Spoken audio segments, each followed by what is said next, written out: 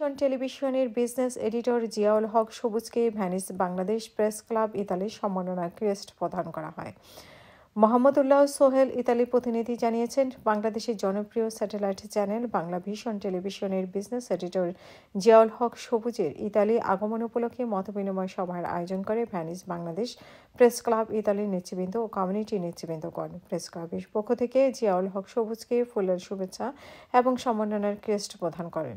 Venice Bangladesh press club ইতালির সভাপতি SKMD Zakir Hossain সুমনের সভাপতিত্বে এবং মোহাম্মদ উল্লাহ সোহেলের সঞ্চালনায় ভ্যানিস বাংলা স্কুলের হল রুমে মতবিনিময় সভা অনুষ্ঠিত হয়। প্রধান অতিথি হিসেবে উপস্থিত ছিলেন জিয়াউল হক সবুজ এবং বিশেষ অতিথি হিসেবে উপস্থিত ছিলেন ভ্যানিস বাংলা স্কুলের সভাপতি সৈয়দ কামরুল সারওয়ার। মতবিনিময় সভায় শুরুতেই পবিত্র কোরআন থেকে তেলাওয়াত করেন মানবতার ফেরিওয়ালা নামে পরিচিত সামাজিক ব্যক্তিত্ব মোবারক হোসেন। পরে স্বাগত বক্তব্য রাখেন ভ্যানিস বাংলাদেশ প্রেস ক্লাবের ইতালি সহ-সভাপতি হোসেনুর রহমান উজ্জ্বল, সিনিয়র সহসভাপতি সোহেলা আক্তার বিপ্লবী, মোহাম্মদ মুন্না, বাংলা স্কুলের সহসভাপতি নাসির উদ্দিন পান্না, ক্রীড়া সম্পাদক নূরে আলম, রাজনৈতিক ও সামাজিক ব্যক্তিত্ব কামাল খান সহ বিভিন্ন নেতৃবৃন্দ। পরে সকালের প্রধান অতিথি জিয়াউল হক সবুজকে সম্মাননা ক্রেস্ট ও ফুলের শুভেচ্ছা জানান।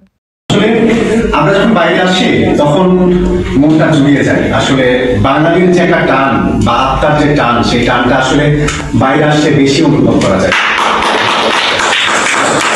আমি এটাও বিশ্বাস করি, এখানে যারা থাকেন কাজের মধ্যে যখনই থাকেন, কাজের ফাঁকে যখন দেখা হয়, নিঃসন্দেহে এক একজন এক একটা বাংলার প্রাণ, এক একজন বাংলার পতাকা, যেখানে লাল সবুজের পতাকা লুকি দেয়, যেখানে হয়তো অনেকের কাছে হয়তো এখানকার ইটালিয়ান পাসপোর্ট আছে, কিন্তু আপনার মনটা তখনও পড়ে থাকে বাংলার কাছে। কিন্তু দুঃখজনক সত্য যেটা বলছিলেন যে আসলে আমাদের যে সম্মান পাওয়ার কথা ছিল সেটা হয়তো আমাদের দেশ, আমাদের মাটি সেই জায়গাটা হয়তো দেয়নি, দিতে পারেনি, সেই সীমাবদ্ধতা এখনো রয়েছে। যে কথাটা ঘুরে ফিরে হচ্ছিল, আসলে বাংলা ভীষণ শুরু থেকে চেষ্টা করেছে প্রবাসীদের পাশে থাকার। প্রবাসী মুখ নামে আমাদের একটা অনুষ্ঠান ছিল, এখনো আছে, যদিও ফরম্যাটটা কিছুটা চেঞ্জ হয়েছে। কিন্তু একটা সময় আমরা যখন যে দেশে যেতাম, তখন এই বাংলা ভীষণ যে একটা কিছু করছে, প্রবাসীদের নিয়ে কিছু করছে, প্রবাসীদের সমস্যার কথা বলছে, প্রবাসীদের সম্ভাবনার কথা বলছে, সেই কথাগুলো আমরা নিয়মিত বলে আসার চেষ্টা করেছি।